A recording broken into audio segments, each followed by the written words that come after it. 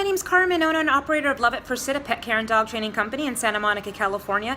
And I'm here today to talk to you about the difference between what a rescue group is versus an animal shelter. I get this question a lot when people are seeking to adopt an animal and they want to adopt them from a scenario of, a homeless dog or cat or bird or turtle or something needing help versus buying them from a breeder. So there's a lot of similarities between the shelter system and rescue groups, and they're also quite different. So animal shelters are usually government facilities. Each city has one. They usually have an administrator. They're staffed with animal control officers, a kennel attendant that does all the care for the animals inside of the shelter facility itself. Sometimes they are associated with the police department. I live in Santa Monica, and our animal control division is a part of the police department. Something to know about animal shelters is they do not have a lot of resources. They're not able to hire things like dog trainers or vets or any sort of animal specialist. It really, what their job is they are required to take in any homeless animal in their city, and that includes dogs, cats, rabbits, birds, seals, opossums. If it's an animal and it's not human, they are supposed to go and rescue them and make sure that they are doing well and that they are safe. And here's where it gets a little bit controversial and complicated. So shelter systems are required to take every single animal that comes into their facility.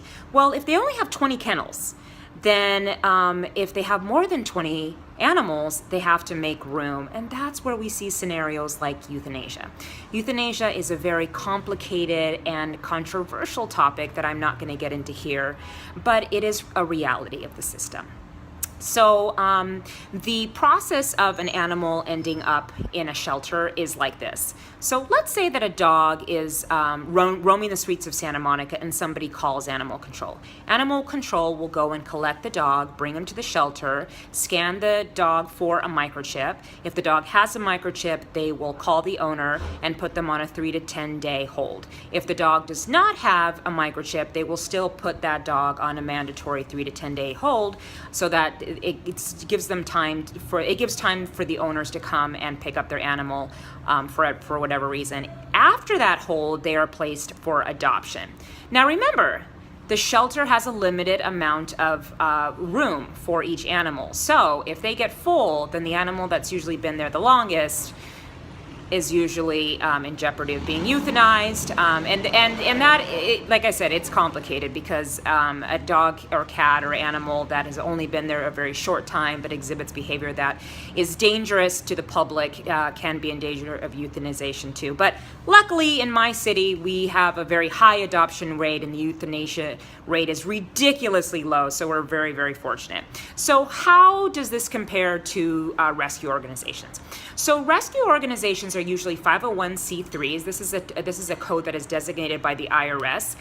These groups are usually exempt from taxes because of their donations, and because these groups are usually considered charitable, that therefore they are doing a service to the public. So an animal rescue group is a 501c3 nonprofit organization. They usually survive on donations from people, and they are usually run by volunteers that really are just contribute their time and have very open hearts and are just basically saints of people. So the way that it works is, so let's say that dog has been on hold that I told you about for a while.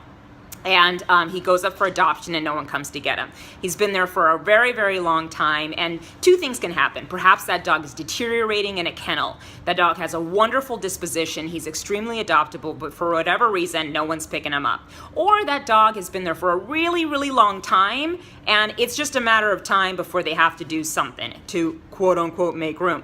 So the rescue group, in the perfect situation, the rescue group will receive a call from the shelter saying, hey, we've got this really awesome dog, can you come and help us out?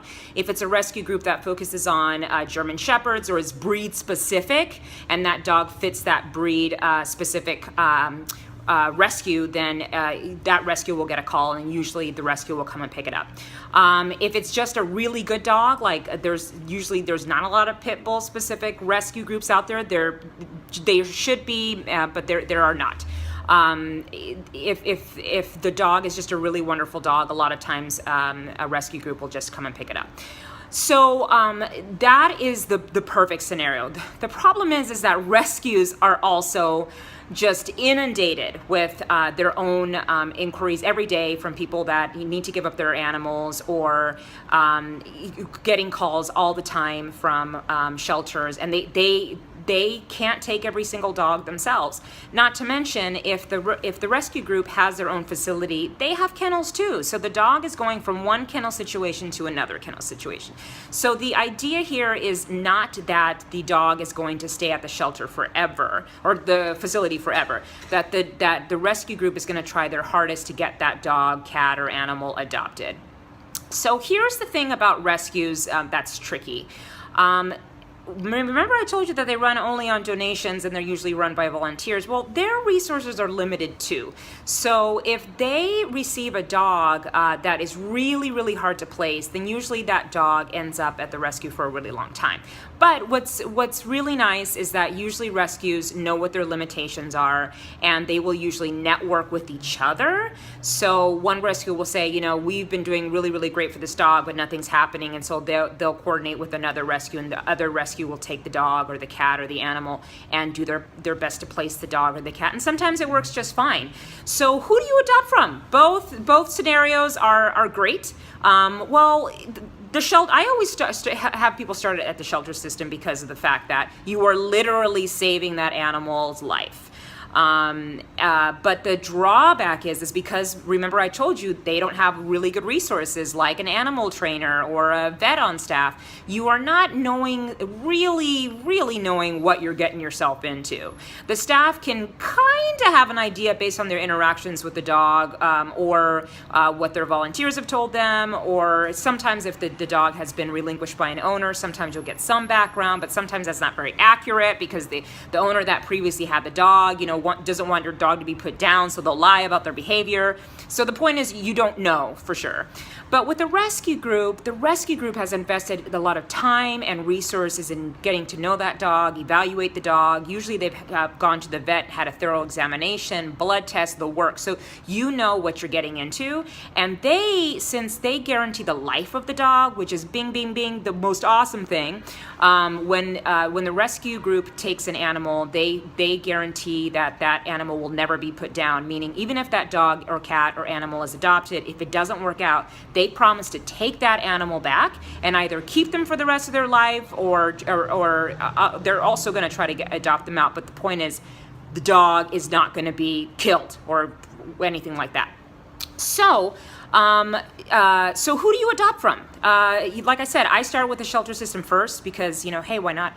But, you know, rescue groups need a lot of help too, and they've done a lot of really great things with the animals that they've had. If they're a great rescue, they're really responsible. They'll be a resource for you even after you have adopted the dog or the cat or the animal of your choice. And, you know, these are people that really have dedicated their lives to the rescue and well-being of you know, making a difference and an impact in rescuing the dogs out of some of the most dire situations. Some of these shelters, especially we see them in the South and you know, downtown LA, Compton. These shelters are inundated with animals. Their euthanasia rates are really, really high, and rescue groups go in there and they save, I mean, countless dogs, sometimes dogs that, you know, wouldn't usually be adopted. They will usually take very troubled dogs and rehabilitate them and get them to be adopted. So it's really your preference. It's really your choice. You know, you can't go wrong with either one, but hopefully this helps in helping you to understand what the process and the differences between the two groups. In the perfect scenario, I would hope that both groups would work together because the shelter would want to place the dog that's in need into a really great rescue scenario that's going to work best for that specific breed and that specific temperament of the dog or the cat.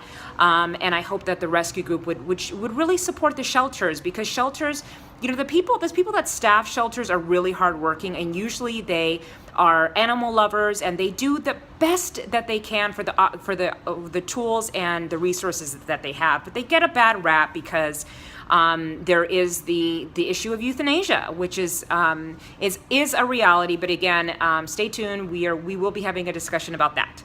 So thank you so much for joining us, and I hope that this helped. Have a wonderful day. Goodbye.